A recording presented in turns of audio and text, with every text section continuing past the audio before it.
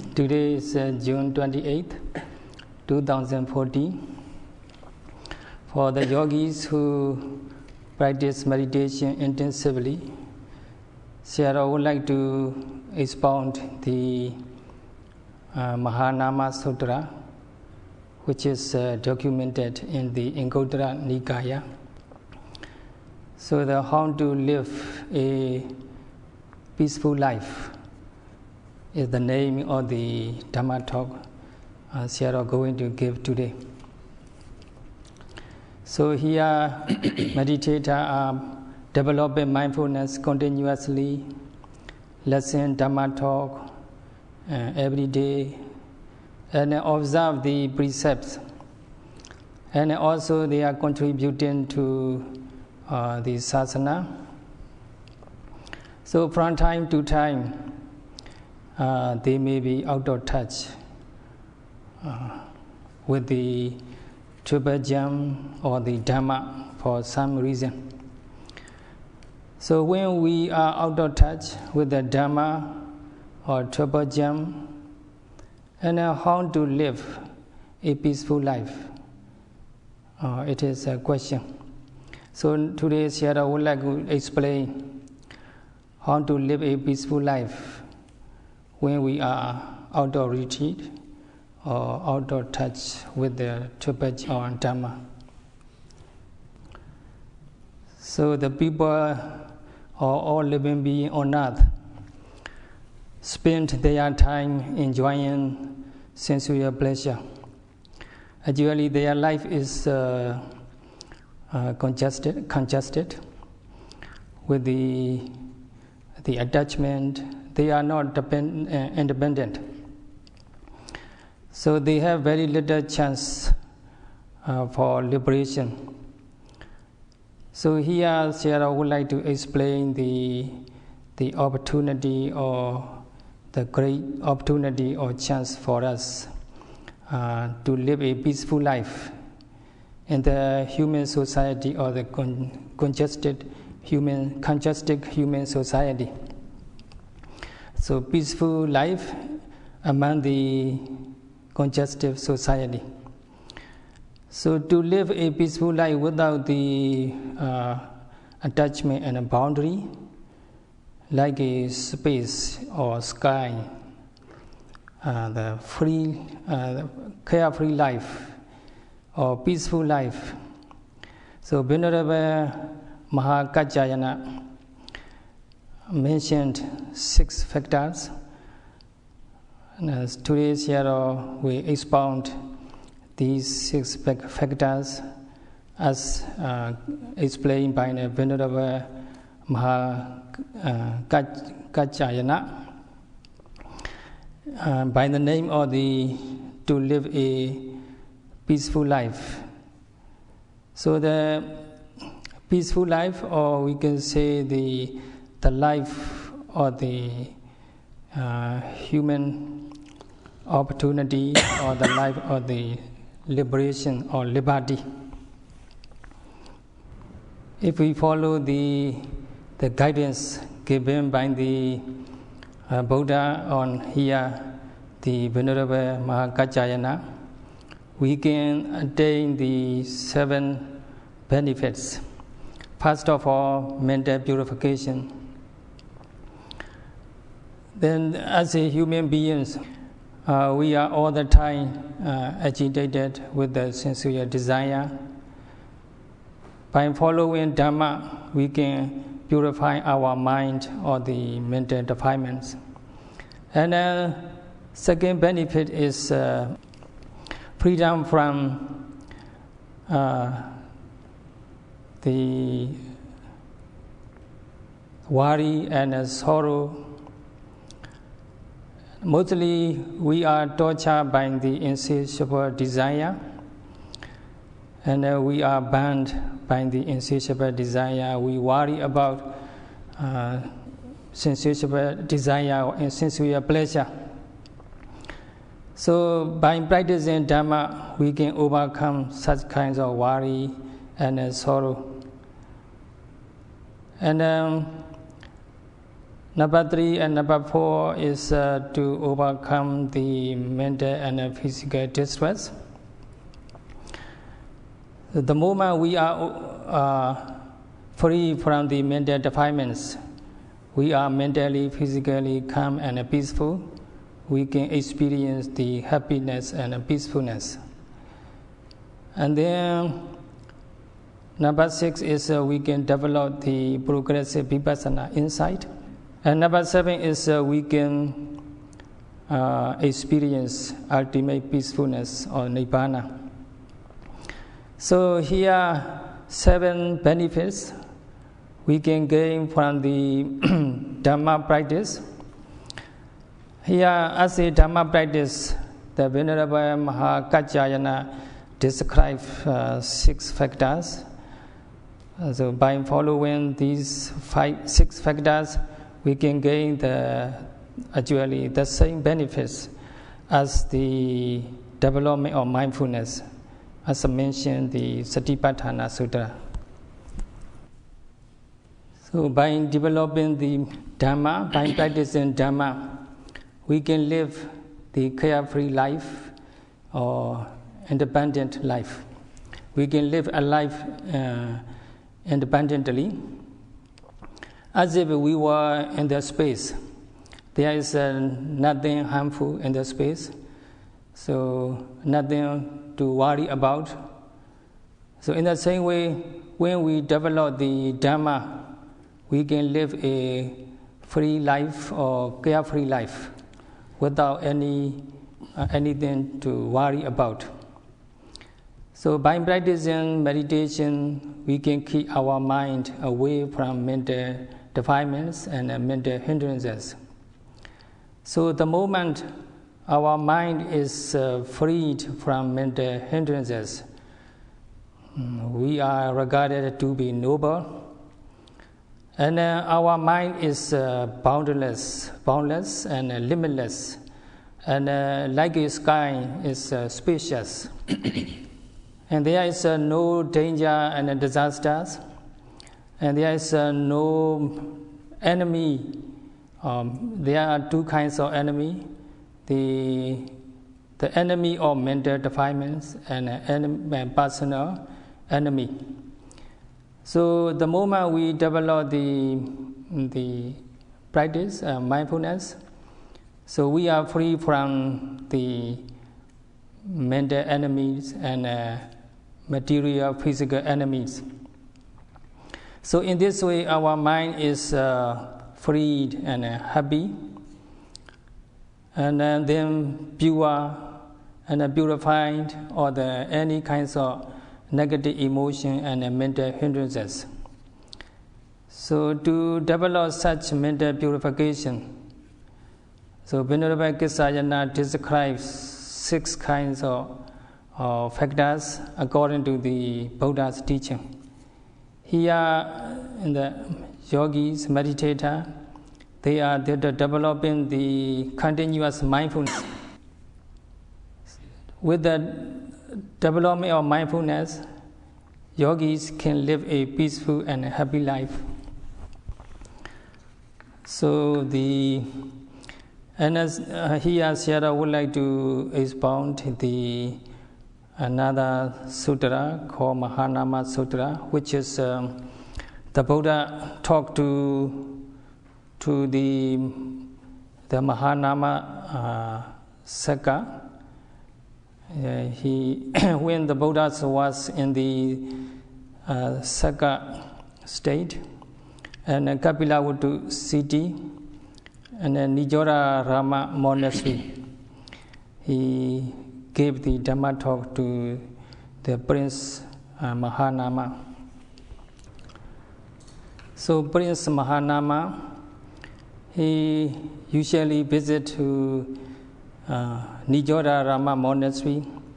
He visits to monks, and the Buddha himself, he listens Dhamma talk given by the Buddha, and he also take precept from the Buddha, and he is a generous supporter to the sasana. He provides monks and nuns with the 4 requisites.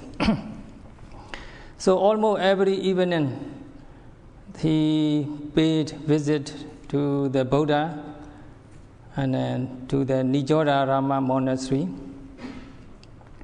The Kapilavatthu city was a very busy city, the capital city or royal city. It was located in the Indian border. So the city is always busy busy and crowded with the people and vehicles.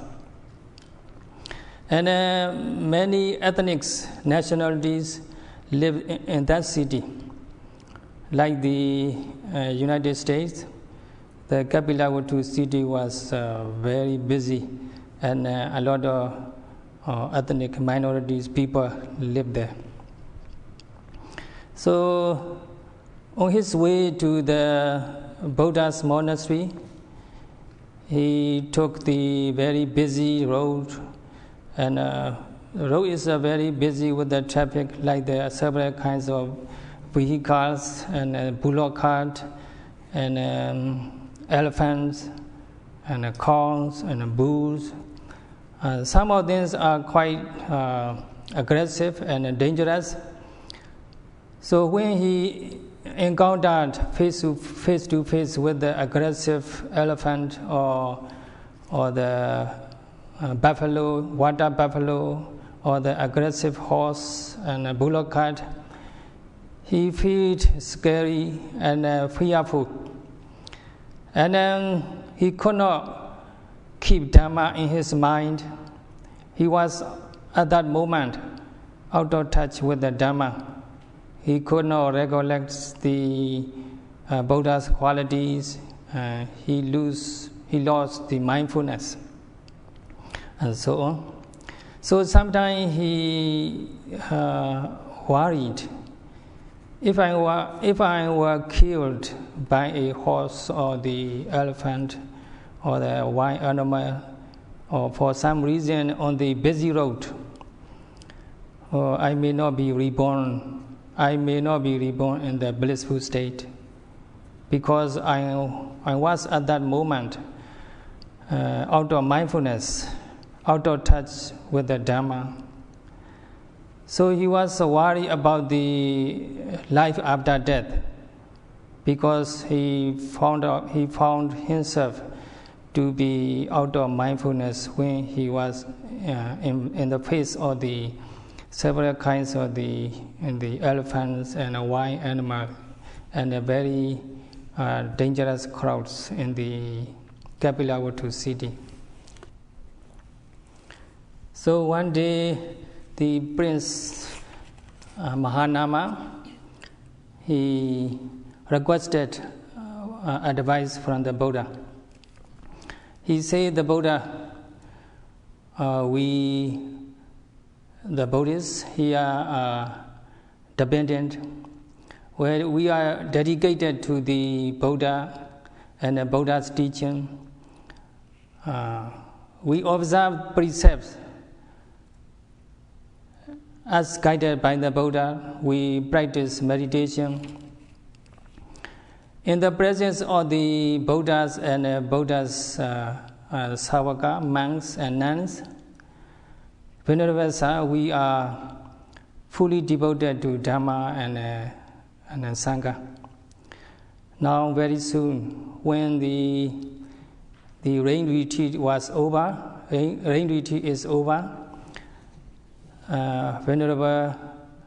most venerable Buddhas and his noble disciples are leaving our city, Kapilavatthu. So when you leave our city, Kapilavatthu, we are out of touch with the Buddhas and Buddha's teaching. So on those occasions, we are wondering how to live our life. So please give us advice how to live a Dhamma life, a peaceful life, when we are out of touch with the Buddhas and his teachings. Then the Buddha said to MahaNama, Prince MahaNama, so as a virtuous person, it is a good question to raise. So you have strong faith, unshakable faith in the Triple Gem. With such unshakable faith in Triple Gem, you are liable to develop the progressive Vipassana insight until Magga-phala enlightenment. Unless you have such unshakable faith in Triple Gem, and then you will lose the opportunity to develop the Magga-phala enlightenment. So secondly, you should be energetic. You should put great effort in the wholesome deeds, like the deed of generosity, deed of moral conduct, and deed of meditation practice. Only then can you accomplish the spiritual purpose of Magga-phala enlightenment. If you are lazy, you fail to put great effort in the wholesome deeds, there will be no chance for you to accomplish spiritual purposes. So thirdly, the Buddha said to Prince MahaNama, MahaNama, you should focus on the samatha practice and Vipassana practice. Your mind should be well established in the meditation practices so that you will attain Magga-phala enlightenment. There are always chances and opportunity for you to accomplish the spiritual purpose if you set your mind on the samatha and Vipassana. Otherwise, you will lose the great opportunity to accomplish the spiritual purposes.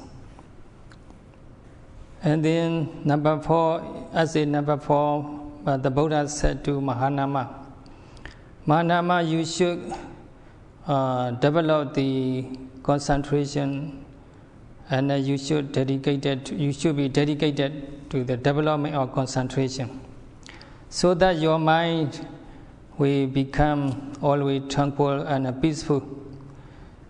So your mind should be focused on the meditative object, so that you can always maintain or sustain your spiritual status. Otherwise, you will lose concentration and the mind will become restless, and you lose the opportunity to attain Magga-phala enlightenment. And then the Buddha said, MahaNama, you should sustain the development of Vipassana insight by seeing the psychophysical phenomena arising and passing away. Without developing the Vipassana insight through the continuous mindfulness, there will be no way for you to see real phenomena, their conditionality and changes and impermanence. Then you will lose the great opportunity to attain Magga-phala enlightenment. So the 5 mental factors in brief should be developed: faith and effort and mindfulness, concentration and progressive Vipassana insight. So by developing these 5 mental factors, so you will get closer and closer to the Magga-phala enlightenment. So here the Prince MahaNama, he worried about the unwholesome and unwholesome death and hopeful rebirth after death. So the Buddha encouraged him, don't worry, MahaNama. Your death, your demise won't be worthless. Your demise will be wholesome and rewarding and blissful, because you have very strong, unshakable faith in Triple Gem, and you have flawless morality and moral conduct. You have accumulated the dhamma knowledge, and you are contributing generously to the sasana, and you have the dhira generosity, and you also develop the progressive Vipassana insight. So don't worry, MahaNama.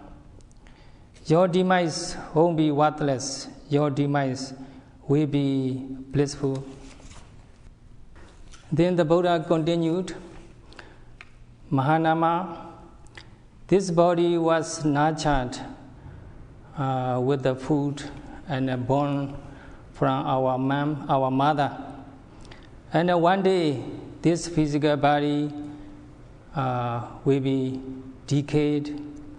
And when people die, this physical body will be destroyed and eaten by the animals, like the dogs and fox and wolf, and several kinds of the insects.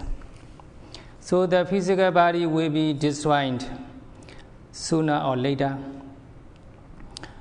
However, the spiritual qualities you developed, like such as the unshakable faith and generosity and Vipassana insight and knowledge, and many other spiritual qualities, they won't be destroyed at all. For example, the Buddha said, when you break the pot or the geese or the butter into a river or the lake, the earthen part will be broken into pieces and submerged down to the bottom of the river or the lake. But the ghee or butter or oil won't be submerged down to the bottom. They will emerge on the surface of the water. So in the same way, your body, when on your demise, will be destroyed for many things, for many reasons, by dogs or the fox and so on. But your spiritual qualities such as Saddha, Sutta, Saga, Panya won't be destroyed. They will be lasting. And so your demise won't be unwholesome, and your rebirth won't be woeful, and definitely blissful. So actually, Prince MahaNama have the unshakable faith in Triple Gem, and also he observed the flawless 5 precepts. So he is actually Sotapanna, first stage enlightener. So he have the unshakable faith in Triple Gem and a flawless 5 precepts, and then he is very generous supporter to the sasana and the sangha, monks and nuns. So that's why the Buddha mentioned, the Buddha guaranteed his blissful demise with the analogy.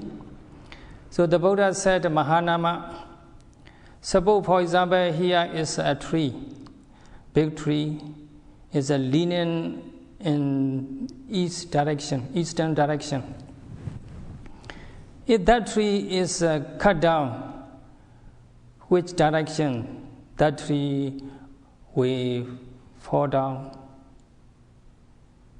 Then the Prince MahaNama answered, "O Venerable Sir, this tree of course will fall down in east direction."